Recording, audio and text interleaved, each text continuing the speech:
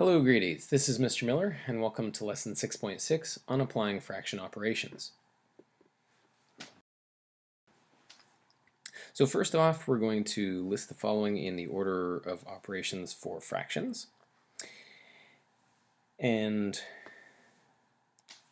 so the first thing that we would do here, if we had to choose between addition, subtraction, brackets, or multiplication, division, then it would be brackets. Sorry, that's a little messy. Let's try that again. So when we're saying brackets, what we mean is the operations inside the brackets. That's what we should do first. Second thing we should do is multiplication and or division. Now, multiplication and division are sort of both on the same level. So if you have two of these operations to do, you do them in the order going from left to right. So that takes care of that. And the third thing that you should do is addition or subtraction. Now again, both addition and subtraction are on the same level. So if it comes down to just those two, then you make sure that you do them from left to right.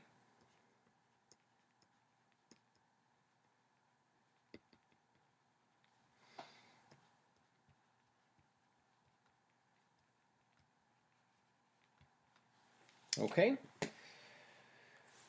so now basically we're going to be practicing doing some operations with fractions using order of operation. So I'd like to calculate the first one, number 2 here, and of course we're going to show our work for that. So there are two operations that need to be done. The first one is there's a subtraction that needs to be done, but it's in brackets, and then there's a multiplication. And we should do it in that order. We should do the subtraction first because it's in the brackets, and then we'll do the multiplication.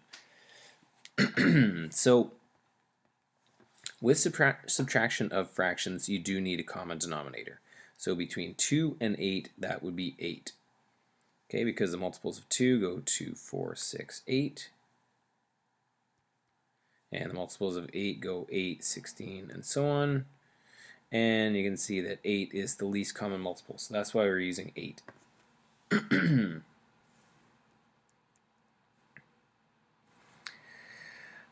So the 5/8 remains as is. We need to multiply the top and the bottom of this one by 4. So that gives us 4/8. Now we can do that subtraction, and we get 1/8. And now we're going to take that result and we're going to multiply by 5 over 6. To do the multiplication, we're going to do 1 times 5 is 5, and 8 times 6 is 48, and there you have it.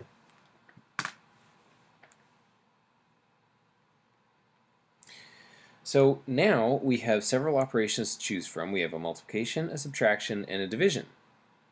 So multiplication and division come before a subtraction, but which one should we do first, multiplication or division? And we choose multiplication first because it's more to the left. So I'm going to just do one operation at a time. And I'm going to do the 3/4 times 8/9. And I'm going to do that by first reducing, dividing this by 3 and dividing that by 3, dividing this by 4 and dividing this by 4. So we get 1 times 2 is 2 and 1 times 3 is 3, and the answer to that multiplication question is 2/3.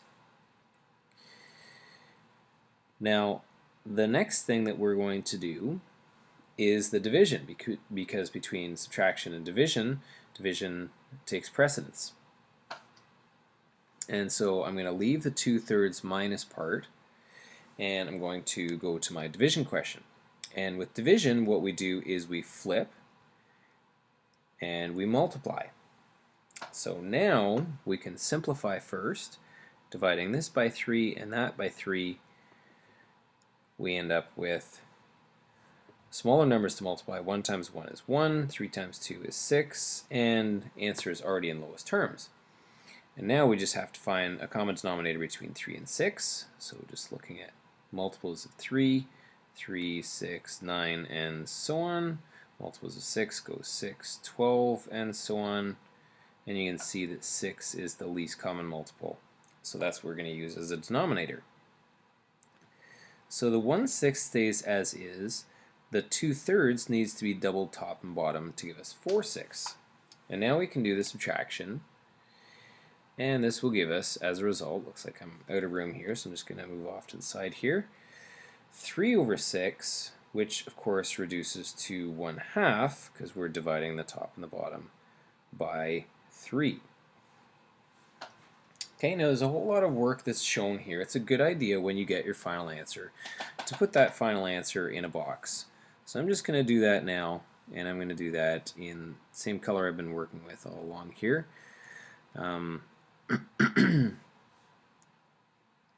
Which is blue. So there we go. There's my final answer for each of the first two questions. And now I'm going to move on to the third.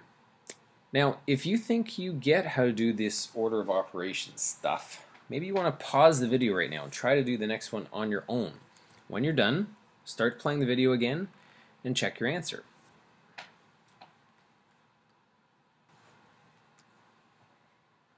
Alright, so here it is. Final answer for part C is 71/30ths, or 2 11/30ths if you change it to a mixed number.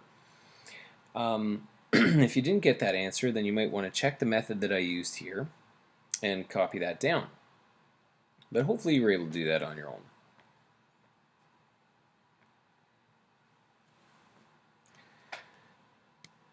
Alright, next we've got some problem solving questions. And for each question, we want to do the following. We want to write an expression to solve the problem, we want to calculate showing the work, and we want to include a sentence answer.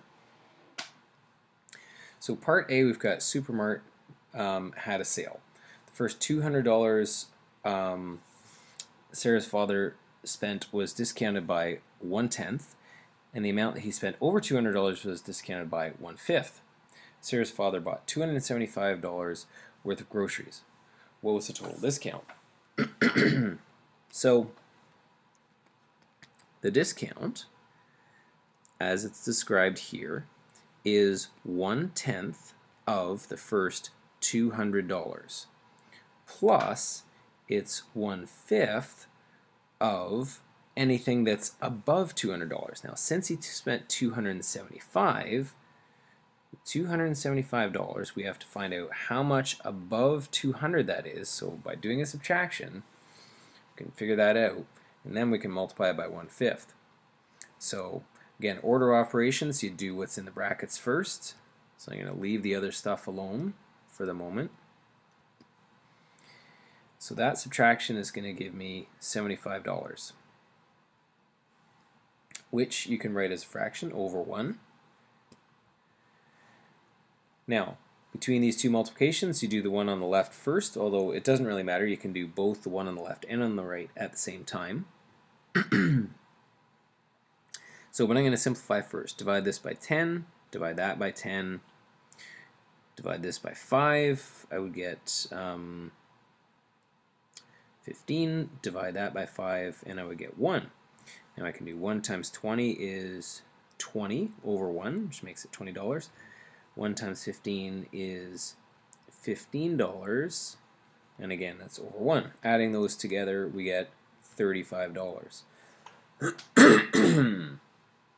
So just giving a final sentence answer, the total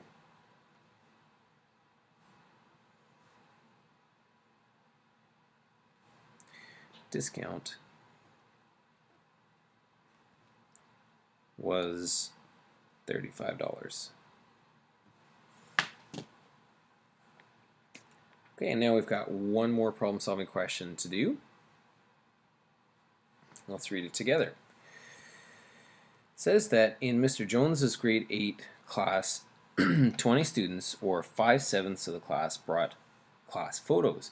In Miss Floyd's grade 8 class, 18 students, or 2/3 of the class, brought class photos.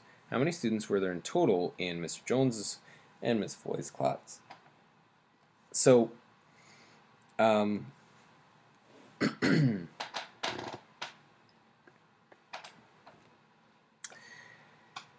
so this is definitely a tricky question. If you know how to do it on your own, pause the video, give it a shot on your own.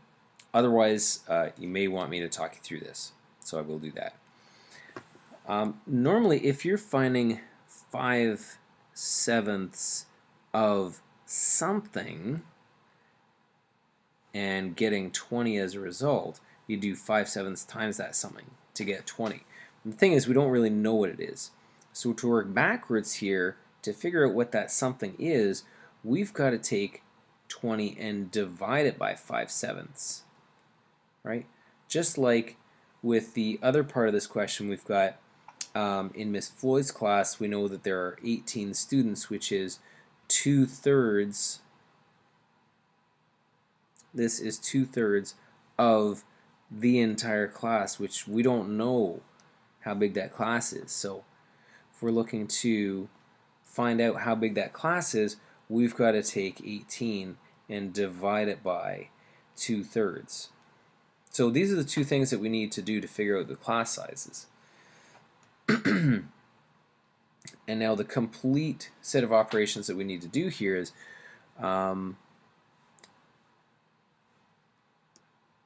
so again, we're figuring out what is the total number of students, and this is going to be equal to the 20 divided by 5/7 and adding the 18 divided by 2/3. And so doing 20 divided by 5/7, you're writing 20 is 20 over 1, and flipping and multiplying.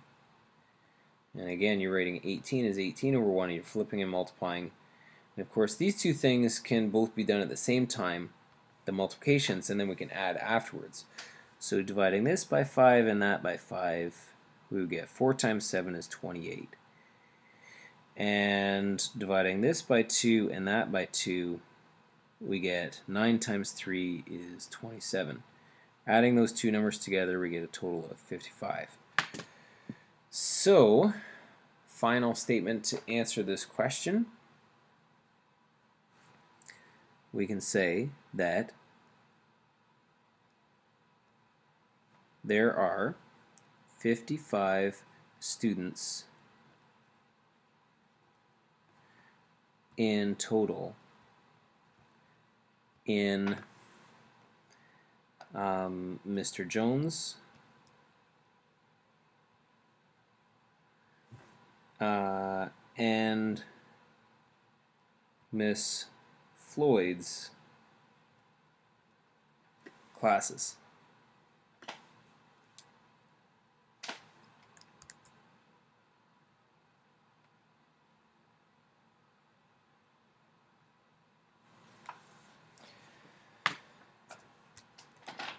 So that's the end of this lesson. Hopefully this lesson was pretty straightforward for you, and you can do your exercises out of the book now.